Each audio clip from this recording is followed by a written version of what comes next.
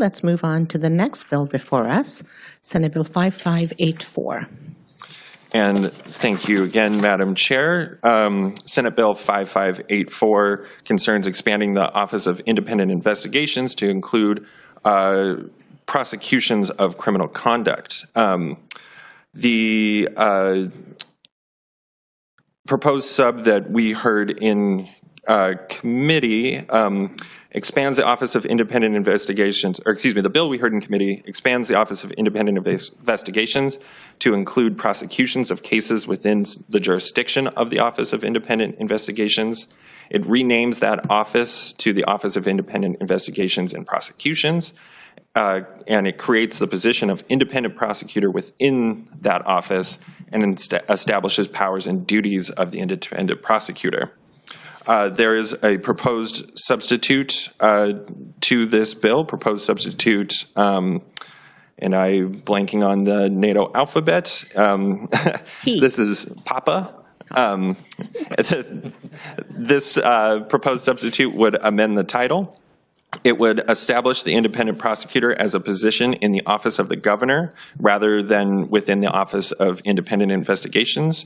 And it adopts the same underlying provisions related to the powers and duties of this independent prosecutor.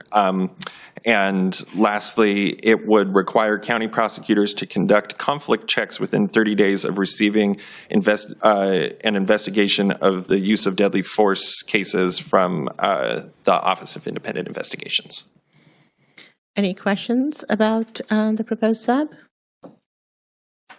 Okay, let's talk about the amendment. There is one amendment to this proposed substitute, this offered by Senator Holy. This is Amendment PAPA 1, and this would require courts to designate the county prosecutor as the prosecuting authority if multiple indictments or informations are filed related to the same offense or offenses. And Joe, under current law, what does the court do when it's in a similar circumstance? Senator, I don't want to misspeak on this topic, so if I can, I'll make sure that I have the proper information and I can email that to the whole committee. Okay, and I would love confirmation that the underlying proposed sub continues with current court practice on analysis on how to make that decision. But we will wait for your... That is my understanding, but I just wanted to double check before I misspeak. Perfect, thank you. Any other questions about the amendment? Okay. Yes, and next. And there's one amendment to the underlying bill. This is offered by Senator Holy, and this is Amendment Quebec. And this is the same amendment, simply drafted to the underlying bill. And now we're going to move to Senate Bill 5584. Thank you, Madam Vice Chair. And there's a proposed substitute PAPA before us, and there is an amendment to that substitute. Thank you, Madam Chair. I move proposed substitute PAPA. It has been moved and seconded, and proposed substitute PAPA is now before us. Thank you, Madam Chair. I move adoption of Amendment PAPA 1. It has been moved and seconded that PAPA 1 be adopted. Senator Holy? Well, thank you, Madam Chair. I think I'm just trying to get out in front of a potential court functions discussion on this, a result of litigation. I mean, there's kind of a history behind Article 11 of Section 5 of the state constitution, and those things having been attempted to be, I don't know, subordinated or overrun or replaced by several agencies, entities out there that just has been fairly unsuccessful. 2012, we had State versus Rice. County prosecutor's court function, charging discretion was at issue here. Court was pretty clear about that. 2023 SNASA decision, even going all the way back to the Melton decision, 37. They keep hitting again, these are the core functions of government. And I understand that this is current practice of the courts to determine if you end up having a conflict or if you have multiple jurisdictions that are bringing bringing an issue before the court, who's actually going to get to play, who will get positioned to bring the issue. It appears almost that there's an ability, if you end up with a conflict research on this or a conflict check on this, that you can sort of suss out the groups by finding conflict of some sort or another that you don't want to play and inadvertently route it someplace you do want it to go. So it's just there's a little bit too much in play with this. So I think the amendment would cure that if it's adopted. Thank you so much for that, Senator Holy. I'm going to ask for a no vote on this amendment.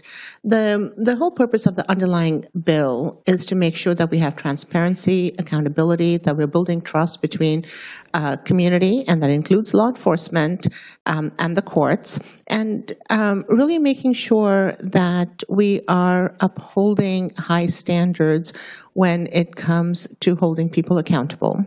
And so the proposal that's in the current proposed substitute mirrors current law, which has the court making a decision based on interest of justice on which information to go forward with. So the proposal by Senator Holy is counter to current law, and so I'm going to ask for a no vote on that amendment. Any further discussion? Seeing none, all those in favor say aye. Aye. All those opposed say nay. Nay. The amendment is not adopted. Madam Vice Chair? Thank you, Madam. Thank you, Madam Chair. I move that proposed substitute PAPA receive a due pass recommendation and be sent to the Rules Committee. It has been moved and seconded that proposed substitute Senate Bill, PAPA be adopted. Any further discussion on adoption of PAPA? And I'll just say, we heard from a lot of stakeholders, and I believe what is proposed under PAPA addresses nearly all the concerns that were raised by everyone we heard from. So I urge adoption. Senator Holy? Yeah. Too many moving amendments here. It is. All right. Thank you, Madam Chair. Oh, I'm sorry. It is not final passage. Oh, Sorry, my bad. We're going to roll it into an amendment and do it. Okay. I'll wait. Sorry. Okay. No, we did not take the amendment, so it is final passage. final Sorry, I'm sorry. I stand corrected again. It is final No, you passage. make me feel better because I was confused too. It is. We have a lot going on here. A lot of moving parts. So this is just coming from an old cop. There are always bad eggs out there. There's cops that do dumb things. And sometimes those dumb things become so high profile that they take on a life of their own, and they beg the public to respond. But again, having multiple, and keep adding to these layers of oversight, each one having independent investigation authority, independent prosecutorial authority, it floors me. You know, if you go back to the foundation on something like this, it's like you start off with internal affairs where a department can refer to its own prosecutor. A lot of larger cities have ombudsmen where you can refer to your own prosecutor. You can have the Department of Justice with the Title 42 oversight on this, both criminal and civil, enacting on this. You have the Criminal Justice Training Commission that is a one-stop shop from everything from certification all the way through as a term of art, the term execution of an officer to where again, complete oversight, complete ability to look at, to investigate, to adjudicate, to exercise authority to remove. And now we're adding earlier this very committee meeting here, talking about the Attorney General's office, and now we're adding prosecutorial authority to the Office of Independent Investigations. How many whacks at the piñata do you need under the auspices of offices that are political in their leadership? You know, which beg the question: when are you going to get an objective standard that's out there that everything can funnel through, and have an unjaundiced or unpolitically based eye, directing these things? So it's not. I understand what you're trying to do, and it's worthy. You're trying to do the right thing, but it's just like this is such overkill. I'm going to have to ask for a no vote. And quite frankly, I'm almost done. Quite frankly on this, again, to touch on the governor's objective of hiring more law enforcement officers, every time you do something like this, you create a culture of a kind of fear and anxiety. Cops pay attention to this kind of stuff, and rumor gets out. And if these things actually start making local media, it just becomes more of an issue in the integrated presentation, public opinion, this kind of stuff it takes to hire police officers to get them to want to take the job, to, in the first place, even apply for it. I see something like this as overkill and counterproductive. Obviously, I'm asking for a no vote. Thank you, Senator Holy. I think I got there. Senator Fortunato. Thank you, Madam Chair. So one of the things that concerns me is it's kind of like we're bringing a small AG's office into the governor's office by doing this, especially with the amendment. And that kind of scares me. If we do that, we separate it. We're separating the investigation from the prosecution now. I mean, when it was under, I didn't like it either way, to be honest with you, but when it was under the investigation, do an investigation, there's some information, then it's handed over to a prosecutor. He then prosecutes based on the investigation. My fear is that by separating it out into a separate station under the governor's office, now can that prosecutor just go out and prosecute based on the governor has a concern about this or that? He can send out his little prosecutor. So that's a concern. So obviously I'll be voting no on this. Thank you, Madam Chair. Thank you, Senator Fortunato. Senator Torres? It's totally fine. Thank you, Madam Chair. As you heard, our concern here is really that we are already behind. We're number 51, I believe James McMahon had mentioned, in police officers per capita. And we're going to continue going down that path of being last. If we really want to encourage recruitment of police officers and retention, this is not the way to do it. The other piece is the independent prosecutor piece. It removes the core functions from the local elected prosecutors, and that is a big concern, especially for our elected prosecutors, and also for our local counties.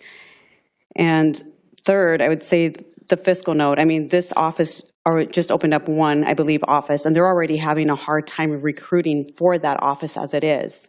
And to want to expand, I don't see how that's going to be possible for them when they're having already a difficult time recruiting themselves for this office. And the fiscal note is it's really large as well. Thank you. Any other comments? Seeing none, all those in favor say aye. Aye. All those opposed say nay.